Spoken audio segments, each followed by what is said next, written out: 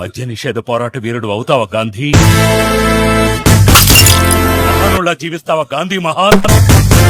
జీవిస్తాను నీ మీద మహాన్లా జీవిస్తాను తప్పకుండా మహాన్లా జీవిస్తాను.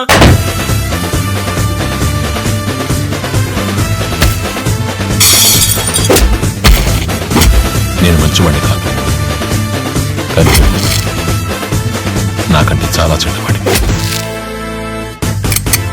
పగ తీర్చుకోవాలి. సరిపోదు. రావాలని ఎంతో ఆశపడ్డావు కదా, అందుకే వచ్చాను.